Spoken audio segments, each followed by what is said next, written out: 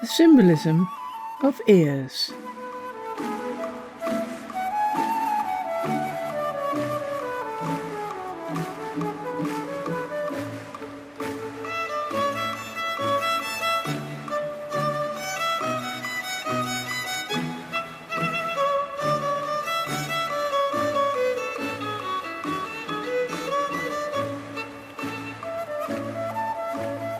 The Buddha is always shown with big ears.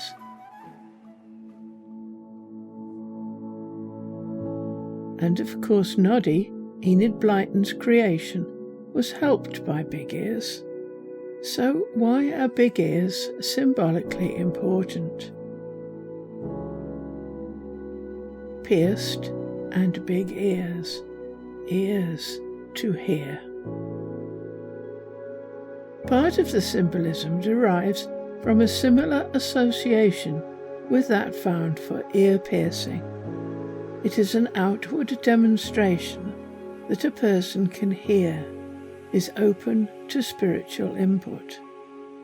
See our video, The Cosmic Egg, for the meaning of the disc with the hole. Matthew 13:10. The purpose of the parables. Then the disciples came and said to Jesus, "Why do you speak to them in parables?" And he answered them, "To you it has been given to know the secrets of the kingdom of heaven, but to them it has not been given.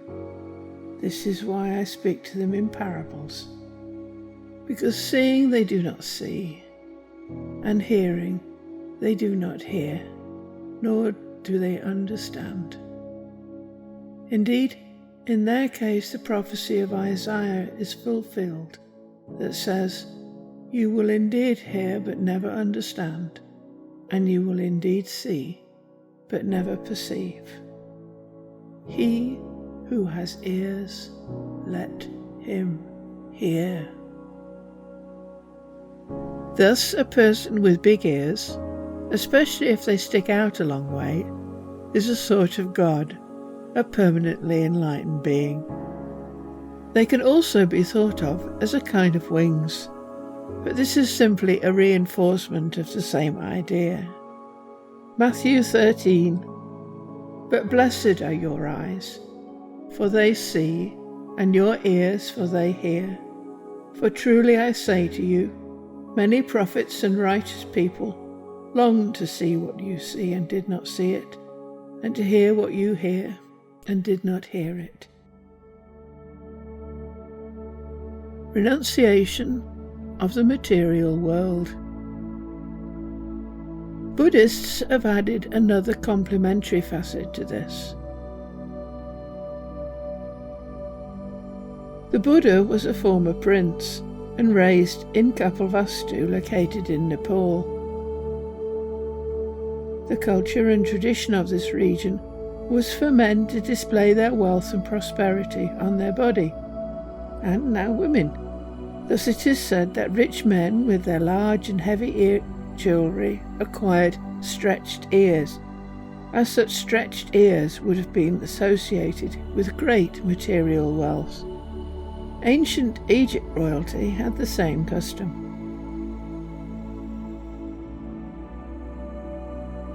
But the Buddha wears no jewellery, and only simple clothes, and thus large ears are a sign of renunciation, rejection of the material world in favour of a simple spiritual life. Big ears and the elephant. In our video on the symbolism of the elephant, we saw that its enormous ears added to its great importance symbolically in Asian and African culture, where it represents a powerful intelligence, a god. Its ears symbolically indicate the ability to know and fly with the mind, wise and all-knowing.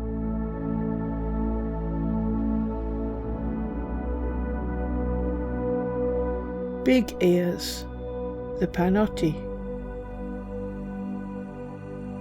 The symbolism of big ears over time resulted in all sorts of myths and legends about big-eared people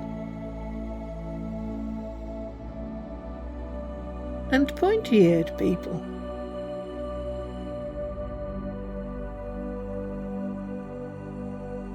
In other words, wherever such enlightened beings resided, explorers and adventurers travelling to these areas and seeing the statues and paintings assumed them to be literal, real.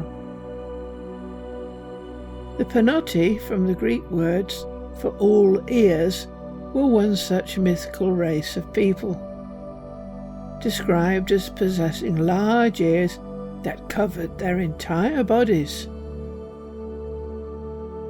And it would seem that such wise, enlightened people existed all over the world. In AD 77 to 79, the classical writer Pliny the Elder, in his Natural History, said the Panoti lived in the All Ears Islands off Scythia. The map of the world drawn by Henricus Martellus Germanicus in about 1491 describes the Panoti as living in southern Asia. Pomponius Mela, on the other hand, said they lived near the Orkney Islands, a site of the mysteries. Big ears, the Pandi. The Pandi, or Pandai, are found in medieval bestiaries, and by this time had evolved into a race of giant-eared people with 8 fingers and toes and white hair that turned black with age. In his Indica, the historian Ctesias located them in the mountains of India. Pliny the Elder, in his Natural History, adds that they lived for 200 years. And so we can see how symbolism can be converted by imagination into a belief of races who may well have lived a long life, but were simply gurus of great ability.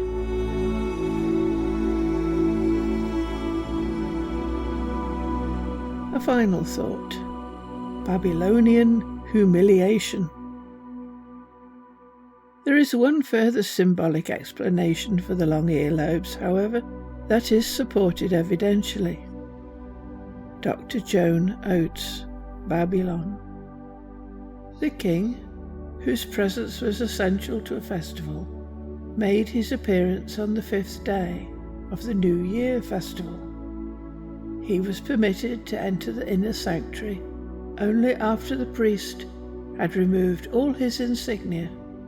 He was then ritually humiliated by having his cheeks slapped and his ears pulled, and he had to crouch down and assure the god that during the year he had not committed any sins.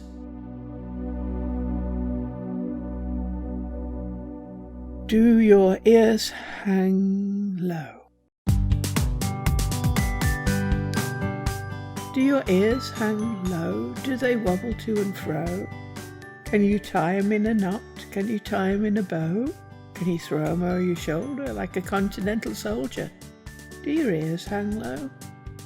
Do your ears stand high? Do they reach up to the sky? Do they droop when they are wet? Do they stiffen when they're dry? Can you wave them at your neighbour with an element of flavour? Do your ears stand high? Do your ears flip-flop? Can you use them as a mop? Are they stringy at the bottom? Are they curly at the top? Can you use them for a swatter? Can you use them for a blotter? Do your ears flip-flop?